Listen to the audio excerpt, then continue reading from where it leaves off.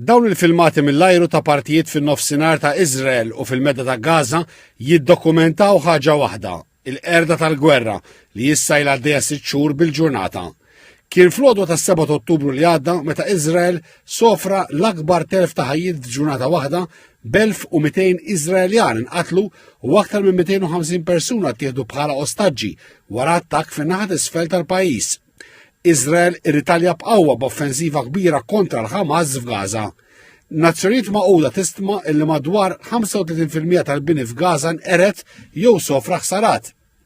Il-Gvern Iżraeljan qed jiffaċċja pressjoni interna b'mijiet ta' eluf ta' Iżraeljani ħadu sehem f'dimostrazzjonijiet fis-sigħat li għaddew li sejħu għar-riżenja tal-Prim Ministru Benjamin Netanyahu u biex jintlaħaq ftehim mal-ħelsien tal-ostaġġi miżmuma f'Gaza.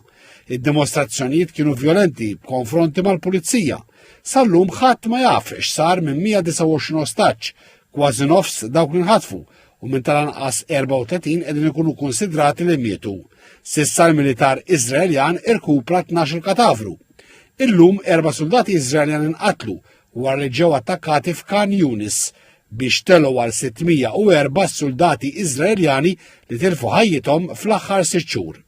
Fuq in-naħa l-oħra skont il-Ministeru tas-Saħħa mmexxi mill-Ħamas, l-offensiva militari Iżraeljana f'Gaza qatlet aktar minn 33,100 Palestinjan, l-aktar nisa u tfal. F'dan iż-żmien indarbu wkoll il fuq minn 75,000 persuna f'Gaza. In-Nazzjonijiet Magħquda tistima li kważi 2 miljun persuna li jfisser il-maġġoranza tal-popolazzjoni ta' Gaza ħarbu minħabba l-konflitt. Fost l-aktar sfidi tal-mument f'Gaza hemm il-ġuħ u nuqqas ta' faċilitajiet ta' kura tas-saħħa. Ir-rabja għall-istrateġija militari ta' Netanyahu mhijiex biss f'pajjiżu iżda wkoll fuq livell internazzjonali saħansitra mill-akbar alleat ta' Iżrael, l-Istati Uniti.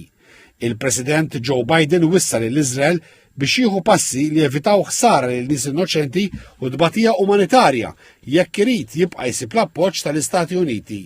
Iżrael qed jinsisti li qatel eluf ta' ġellida tal-Ħamas u għalet ħafna mill-mini taħt l-art li jingħad li dan il-moviment kien juża biex iwettaq l-attakki tiegħu.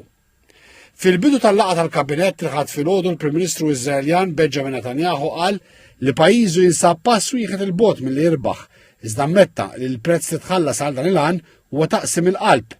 Insista li mhux ser ikun hemm waqfien mill-ġdid kemm il-darba ma jinħelsux l-ostaġġi kollha miżmuma mill-Ħamas. Din id-dikjarazzjoni saret fl-istess waqt li fl-Eġittu ingħata bidu għal sensiela oħra ta' taħdidiet maħsuba biex il-gwerra tieqaf. Netanyahu qal li minkejja pressjoni internazzjonali li qed issir, Iżrael mhuwiex se riċedja għat-talbiet li sejjaħ esaġerati li qegħdin isiru mill-Ħamas. Fi żviluppi oħra, il-militar Iżraeljan qal li naqqas l-ammont ta' soldati fin-nofsinhar ta' Gaza biex iħejji r-riżorsi tiegħu għal fażi li jmiss tal-gwerra.